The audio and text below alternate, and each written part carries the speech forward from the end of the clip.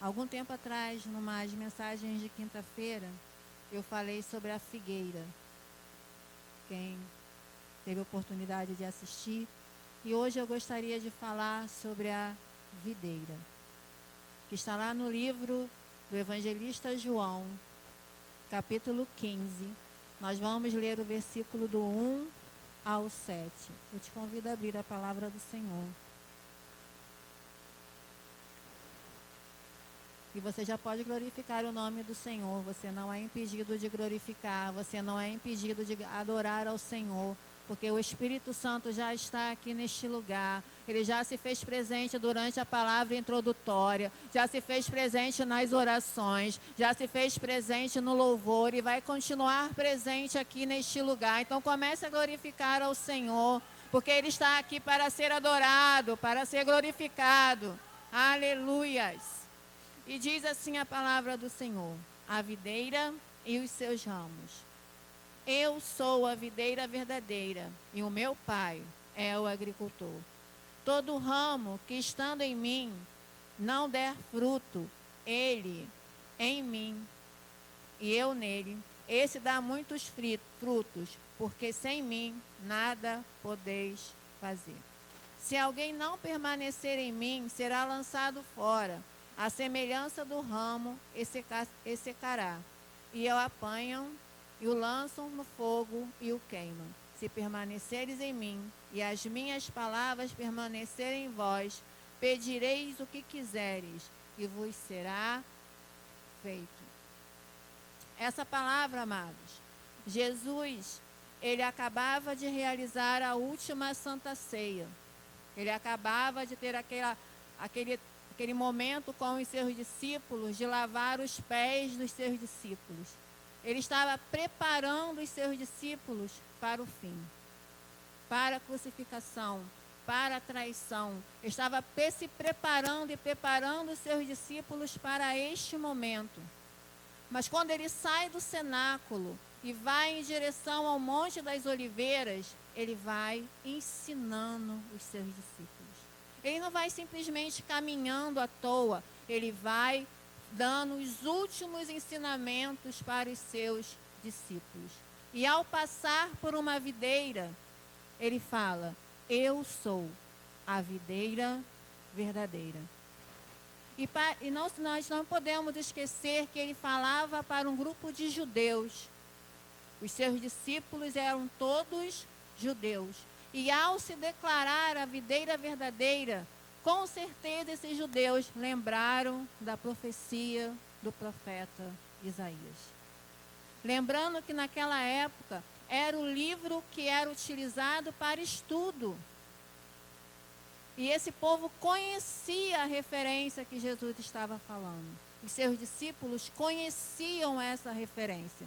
Se os irmãos tiverem depois a curiosidade, está lá no livro do profeta Isaías, capítulo 5, do versículo 1 ao 7 também.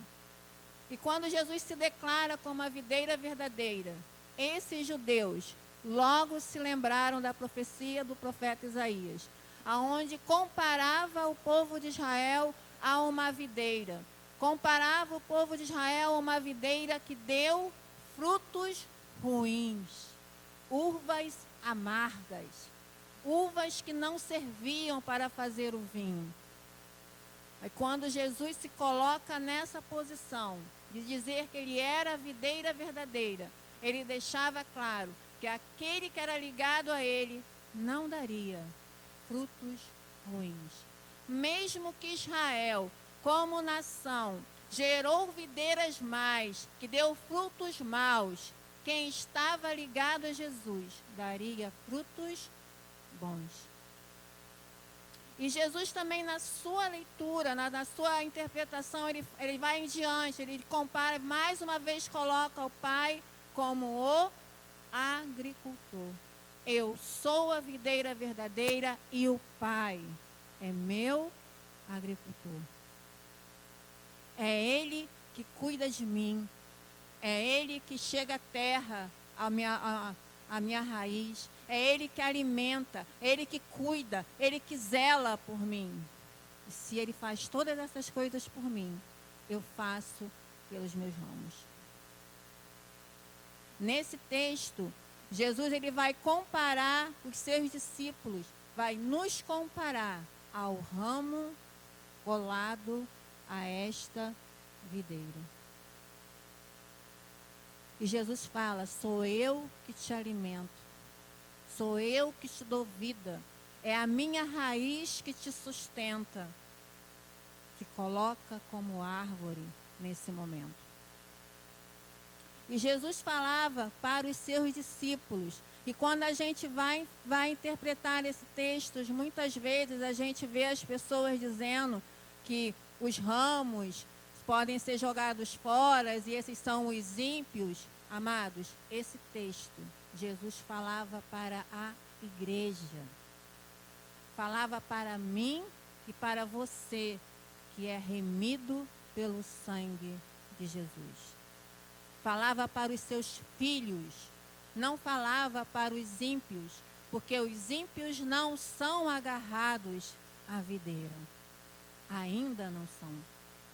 Eles ainda não conhecem a videira. Eles não podem ser cortados da videira, porque eles não fazem parte da videira. Então Jesus aqui falava para os seus, falava para os cristãos, falava para aqueles que andavam com ele, agarrados à videira. E a gente entende nesse texto também, quando Jesus fala que o Pai é o agricultor, nós entendemos também que ele coloca duas funções principais no Pai. A primeira função é: toda vara em mim que não dá frutos, Ele tira. É Deus quem tira. Entendeu? Então, a primeira função que do lavrador é ver aquele galho que não está dando fruto, ele vai lá e tira. Mas dá toda a oportunidade a esse galho de frutificar. Aquele galho também é cuidado. Aquele galho também é ensinado, mas é aquela hora que o crente toma a postura do eu quero ou não quero fazer parte da videira. A primeira coisa que temos que perceber é que não estamos falando dos ímpios. Outra coisa que falamos de fruto, não é isso? Que todo galho que não tiver fruto é cortado.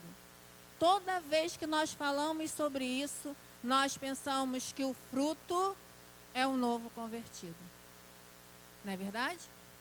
É quantas pessoas nós vamos trazer para a igreja.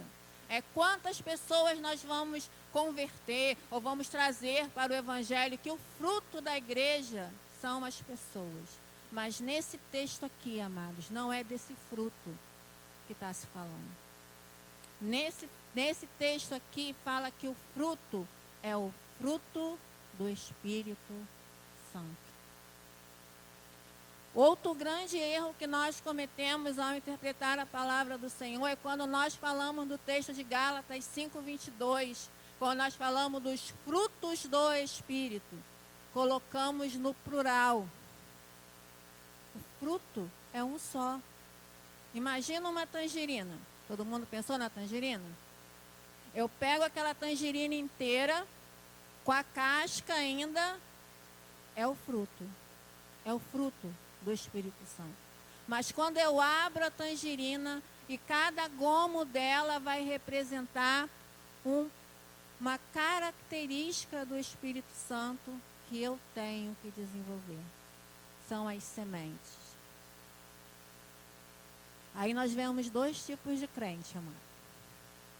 O que recebe o fruto do Espírito e fica olhando para aquele fruto fechadinho, né? Aquele fruto fechadinho assim, aquela tangerina bonitinha, fica olhando para esse fruto, fica olhando, olha como é bonita.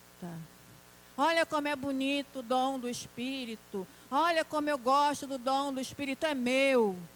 Olha só, mas nunca abre o fruto. Nunca descasca essa tangerina. Fica sempre com o fruto fechadinho, bonitinho, mas não tem semente. Não coloca em prática aquilo que o Senhor está te dando. Não desenvolve a sabedoria, não desenvolve a alegria, não desenvolve o amor, não desenvolve a caridade, não desenvolve nenhum dom que Deus te deu. Fica com aquele dom fechado, uma tangerina fechada. É um crente sem fruto, um crente sem raiz. É um crente que junto com isso tudo, amados, junto com a sabedoria, a alegria, a paz, vem os dons práticos, mas você nunca desenvolve também, sabe por quê? Não abre essa tangerina. Deus está te chamando para algo e você não abre a tangerina, você nunca vai saber para que você foi chamado. Está lá, aquele dom fechadinho, bonitinho, mas você não usa, não exercita, não sabe para que serve. Tem esse tipo de crente. Sabe, vocês lembram da parábola dos 10 talentos? Lembra da parábola dos 10 talentos? Você recebe 1, você multiplica, você recebe 2, você multiplica, você recebe 3, você multiplica. E quando chega a hora de entregar, você entrega muitos dons de volta. E você escuta, bom servo fiel, entra no meu gozo. Mas também você pode não fazer nada com esse dom. E você não vai querer ouvir o que também o mestre pode te dizer. Aleluia. Misericórdia. Tem misericórdia. E tem um outro tipo de crente também. Aquele crente que até abre a tangerina, vê lá os dons do Espírito, começa a praticar, recebe os dons espirituais, recebe os dons práticos, recebe os talentos, mas quer escolher aonde usar. Oh, aleluia. E esquece que quem é o dono do dom, escolhe aonde você vai usar. Escolhe que quem te deu a unção, escolhe aonde você vai praticar, escolhe para onde você vai, para quem você vai falar. Não é você que escolhe, amado, é Deus. Você quer escolher a melhor hora de pregar, o melhor dia, você quer escolher o melhor lugar. Ah, eu não vou naquela igreja porque é muito pequena, eu não vou naquele não vou fazer, não vou andar na rua porque está sol. Não é verdade? Você quer escolher, você quer sentar na janela, como se costuma dizer. Eu quero chegar e sentar na janela logo. Não quer ganhar o seu lugar. Oh, crente covarde. Crente que quer escolher o melhor lugar. Jesus escolheu a cruz por mim e por você. Você acha que esse era o melhor lugar? Você acha, amados? Lembra de Jonas, que queria escolher para onde ir e o que fazer? O que aconteceu com Jonas? Acabou na barriga de uma baleia. Ele teve que parar na barriga de uma baleia para entender que é Deus quem manda e faz. Se Ele te deu um dom, te deu um talento, te deu uma ordem, te deu um chamado, Ele é maior, maior do que você. Outra função que Jesus disse no seu texto que é uma função de Deus como árvore.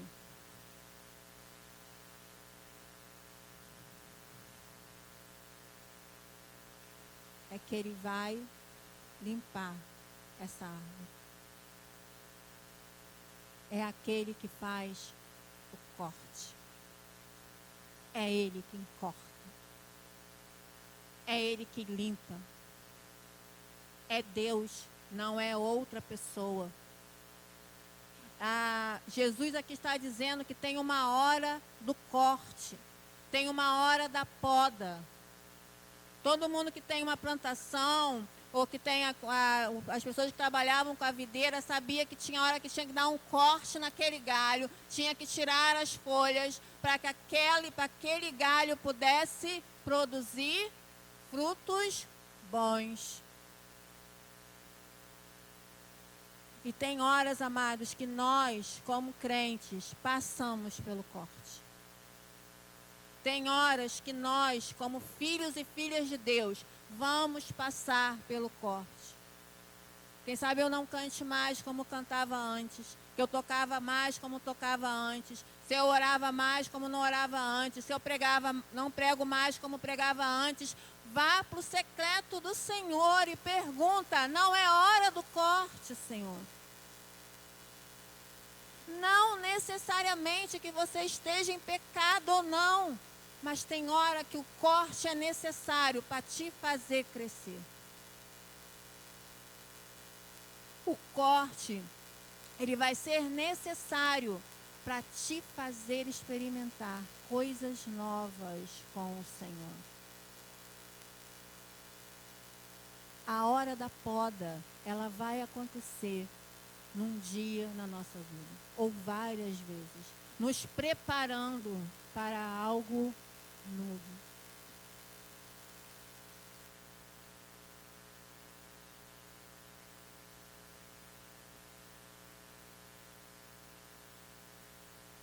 Vocês lembram de João Batista? A Bíblia diz que João Batista, ele crescia em força, que era robusto. Mas aonde João Batista crescia? No deserto. A Bíblia diz que João Batista crescia em fé, crescia em força e crescia no deserto. Quantas vezes nós nos sentimos no deserto? Quem sabe é a hora da poda. É a hora que Deus está vindo com seu facãozinho santo, está tirando aquela parte da sua personalidade que não serve para nada, está tirando aquelas folhas que estão atrapalhando a sua caminhada, está tirando aquelas folhas que estão impedindo que você veja o que Deus quer que você veja. A hora da poda, ela dói, amados. Muitas vezes te arranca de um lugar e te coloca em outro. Muitas vezes muda todo o seu ministério. Muda toda a sua trajetória. Muda toda a sua história. E você chora. Sabe por quê? Porque você já estava acostumado com o velho, com o antigo, e o novo assusta. O novo faz você, não sei se eu vou conseguir. A hora da poda é uma hora delicada, mas que nós temos que passar.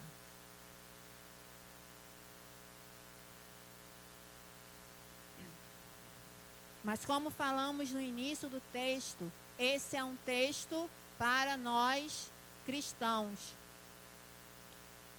que estamos ligados à videira. Mas a Bíblia também diz lá no livro de Jó, que há esperança para a árvore cortada. Há esperança para aquela árvore que foi arrancada. Há esperança para aquela árvore que parece que não vai dar mais frutos. Há esperança. Nesse texto, Jó diz: ao cheiro das águas, novamente brotará. E nesse texto da videira diz que você é enxertado à videira. E mesmo sendo enxertado à videira, você florescerá. Você dará frutos bons quando você for enxertado na videira. Você vai se transformar parte dessa videira. E aqui eu estou falando daqueles que não conhecem o Senhor. Quantas vezes nós já ouvimos histórias de pessoas que chegaram aqui neste púlpito ou em outros púlpitos que disseram: parecia que não tinha esperança para mim. As pessoas disseram que só tinha 2 caminhos para mim: ou a cadeia ou a morte, ou não sei o que lá e a morte, ou não sei mais o que lá e a morte. O final era sempre a morte. Mas Deus entrou nessa história e transformou a história. Eu ouvi de uma pessoa na escola essa semana, isso ficou gravado em mim, que Deus não muda, Deus transforma. Deus não muda uma situação, Deus transforma essa situação. Porque mudar é fácil. Eu posso mudar esse púlpito de lugar, ele vai continuar sendo púlpito. Eu vou pegar esse vaso, vou colocar aqui no chão, mas ele vai continuar sendo vaso. Mas quando Deus pega esse vaso, eu não quero mais que seja vaso, que seja púlpito, que seja copo. Ele vai transformar em outra coisa. Quando Jesus pega uma vida que não tem mais jeito, uma árvore seca, um galho que você não dá mais valor, um galho que você pegaria para jogar no fogo, um galho que você pegaria para jogar no lixo, ele transforma em árvore frutífera. Mas sabe como é que ele faz isso? Quando eu e você, enquanto igreja, tomarmos uma posição. Sabe como é que ele vai transformar essa vida? Oh, aleluias. Quando eu e você sairmos do nosso lugar e prestarmos atenção naquela vida e falarmos para ela: olha, só Deus pode mudar a sua história. Ou melhor, só Deus pode transformar a sua história. Vai precisar que você que é ligado à videira leve vida aonde tem morte. Vai precisar que você tome posse dos frutos do Espírito que Deus já te deu e mostre como é que se usa. Você faz parte da videira, amém? Você faz parte da videira, amém? Você é aquele que foi chamado, escolhido para fazer diferença nessa nação. Nós somos aquele crente que não tem medo do chamado. Para essas pessoas que estão nesse momento tendo umas sentenças de morte na sua vida, aquela música que diz, né? A esperança para a árvore cortada novamente crescerá ao cheiro das águas, e se caso envelheceu na terra só raiz e o seu tronco morreu, ouça bem o que Deus diz, ainda há esperança. Oh, aleluia. Ainda há esperança, porque a igreja ainda está aqui. Nós ainda não fomos arrebatados. Nós ainda não estamos no céu. Nós ainda estamos aqui. Nós ainda estamos aqui. Nós temos o peso dessas vidas nas nossas costas. Dessa vida que está morrendo. Nós ainda somos a esperança. nós ainda temos a obrigação, ei, de apresentar a videira. Ainda há esperança para a árvore cortada, novamente crescerá ao cheiro das águas, e se caso envelheceu, oh, na terra sua raiz, e seu tronco morreu. Ouça bem o que Deus diz, ainda há esperança para a árvore cortada, novamente crescerá ao cheiro das águas. Oh, aleluia! Eu posso ser essa árvore cortada, amados. Nós não estamos livres de um dia sermos a árvore cortada. Mas a gente espera que esse dia nunca chegue. Nós esperamos também que se esse dia chegar, ou se chegar, tenha uma igreja que se preocupa com a minha vida a ponto de ir a mim e falar: ei, ainda há esperança. Porque a última palavra, quem determina ainda é Deus. Mesmo que digam que você não serve mais, mesmo que diga que você não presta mais, mesmo que diga que você não vai nunca mais ter seu ministério de volta, é Deus quem vai dizer: eu vou te usar mais uma vez. Ei! Cuidado com os julgamentos que nós fazemos, amados. Aquela pessoa que foi usada várias vezes, se desviou, e nós hoje colocamos um peso sobre a vida dessa pessoa, viu? Tudo que falou, tudo que pregou, tudo que orou, e agora está lá no mundo. Cuidado, amados. Quem determina a última palavra sobre a vida dessa pessoa, sobre a minha vida, quem determina